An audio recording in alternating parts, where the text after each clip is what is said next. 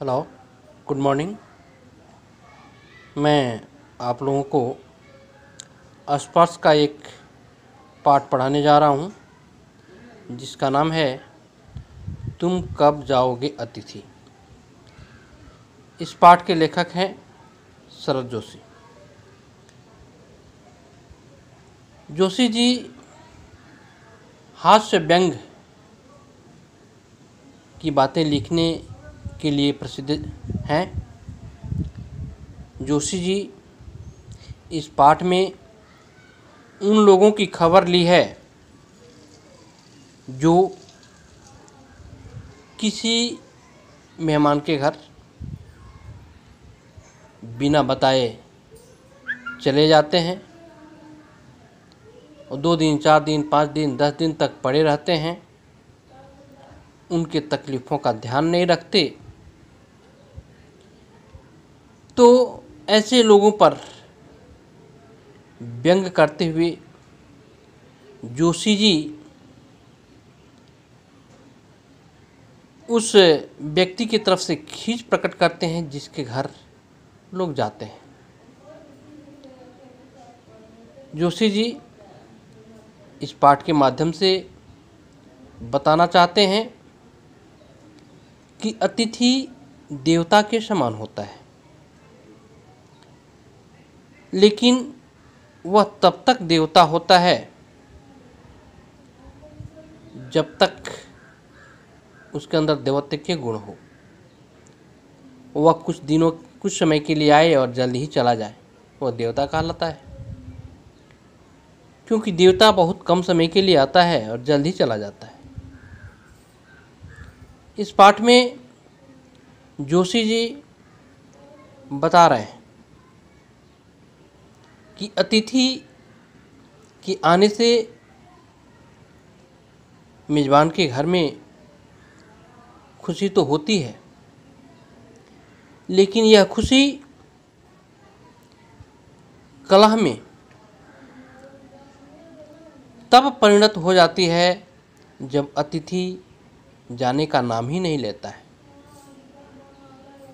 इस पाठ में लेखक कह रहा है कि अतिथि तुम जाओ, तुम कब जाओगे? तुम्हारे रहने से मेरा बटवा ढीला हो चुका है। जब तुम आए थे तो मैंने बड़ा अच्छा से आपको स्वागत किया था। मेरी पत्नी ने भी अभिवादन करते हुए आपका स्वागत किया, घर में बिठाया, तरह तरह के भोजन कराए, मेवा मिष्ठान खिलाए, रात में सिनेमा दिखाने ले गए। अब तुम्हें दूसरे दिन चले जाना चाहिए। मेरे मन में श्रद्धा थी कि दूसरे दिन एक अच्छे अतिथि की तरह तुम जाने को कहोगे और मैं रोकूंगा कि नहीं नहीं आज तो मत जाओ, परंतु तुमने वह भावभीनी विदाई का क्षण आने ही नहीं दिया। तुम जिस बिस्तर पर पड़े हुए हो उसके सामने कैलेंडर की तारीखें फड़फड़ा रही हैं। तुम्हारा ध्यान उधर भी तो जाना चाहिए कि मुझे आए हुए कई दिन हो गया। लेखक कहता है तुम्हारे आए हुए आज 3 दिन हो गया, कल चौथा दिन होगा। अगर अब तुम नहीं जाओगे तो मुझे गेट आउट शब्द भी कहना पड़ सकता है। अर्थात वह अपना खींच प्रकट करता है। मेजबान जो है, जिसके घर अतिथि आया हुआ है, वह कहता है कि हमने और तुमने हर विषय पर चर्चा कर ली है, बातचीत कर लिया, सारा सिलसिला समाप्त हो गया। अब संक्रमण का दौर चल रहा है, बीमारी का दौर चल रहा है, मतलब अब हंसी भी समाप्त हो चुकी है। जब तुम आए थे तो हमने तरह तरह के व्यंजन बनवाए, मेवा मिष्ठान बनवाए, तुम्हें खाना खिलाए, रात को सिनेमा दिखाने ले गए, और अब तुम्हें एक अच्छे अतिथि की तरह चला जाना चाहिए, लेकिन तुम हो कि जाने का नाम ही नहीं लेते हो। चले थे लंच से और खिचड़ी तक पहुंच गए। अच्छे भोजन, स्वादिष्ट भोजन से शुरुआत किए और खिचड़ी तक पहुंच गए। अगर ऐसी ही स्थिति रही तो हमें उपवास तक जाना पड़ेगा। हो सकता है हम लोग उपवास रहें और आपको भी साथ साथ उपवास रहना पड़े। इसलिए अतिथि को अगर किसी के यहाँ जाता है तो जल्द ही वापस चला जाना चाहिए, जिससे मेज़बान के घर अनावश्यक कोई भार न पड़े। अतिथि को अतिथि बनकर ही रहना चाहिए। लेखक कहता है, अतिथि देवता तो होता है, लेकिन वह तब तक देवता होता है जब तक उसके अंदर देवत्व के गुण हो, अर्थात वह जल्द आए और दूसरे ही दिन एक अच्छे अतिथि की तरह वापस चला जाए। लेकिन वह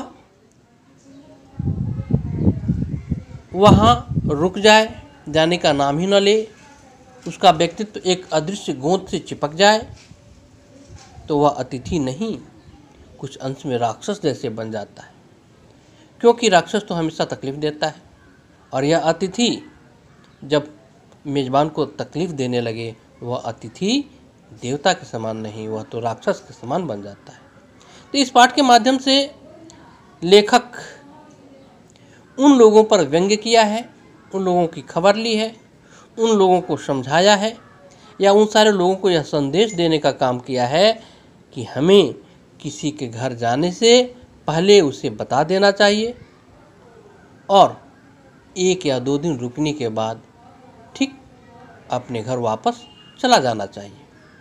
नहीं जाने के बाद अतिथि का स्वागत सत्कार भी कम हो जाता है, उसकी मान मर्यादा कम हो जाती है। घर वाले के ऊपर अनावश्यक जब भार पड़ता है तो वह तकलीफ में आ जाता है।